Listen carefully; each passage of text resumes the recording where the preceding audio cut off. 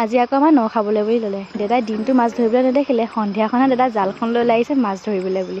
অৱশ্যে মাছ ধৰিবলৈ বেলেগ ক'তো যাব লগা হোৱা নাই দেই। ঘৰতে যিহেতু আমাৰ সৰু সুৰাকৈ এটা পুখুৰী আছে, তাৰ পৰাই দুজনীমান মাছ ধৰিলে। ডাঙৰ মাছ এজনীৰ লগত দেউতাই লাগি লাগি পুখুৰীটোত পিছল খাইতো পৰিয়ে গৈছিলে। হ'লেও কিন্তু দেউতাই মাছ ধৰিবলৈ এৰা নাছিলে। মাছৰ লগতে ঘৰৰে হাঁহ এটা মাৰিলে আৰু দোকানৰ পৰা দুজনীমান সৰু সুৰা মাছ আনি সৰু সুৰাকৈ নিয়মটো কৰি ঘৰৰ পৰিয়ালটোৰ মাজতে মানে ফূৰ্তি কৰি এসাঁজ ভাত খালোঁ। বছৰেকৰ মূৰত যিহেতু এবাৰে গোটেই পৰিয়ালটো খোৱা হয়। অৱশ্যে মাঘৰ বিহুটোতো খোৱা হয়, কিন্তু এইটো এটা সুকীয়া মানে ফূৰ্তি বুলি ক'ব পাৰি। তো সেয়াই ইয়াত দেউতাই কেৰাহীত তেল দিলে আৰু মায়ে মাছখিনি কাটা বচা কৰিবলৈ লৈছেহে এতিয়া। আৰু যিহেতু মিষ্টাৰো আহিছিলে, সেইকাৰণে আজিয়ে নটো খাই দিয়া হ'ল আৰু এয়া ভাত পানী ৰেডি। দাদাহঁতো এয়া ৰখি আছে টিভি চাই কথা পাতি আৰু এইফালে মিষ্টাৰকো ভাতটো দি আজি ভিডিঅ'টো ইমানতে সামৰিছোঁ। তো আজিলৈ বাই বাই।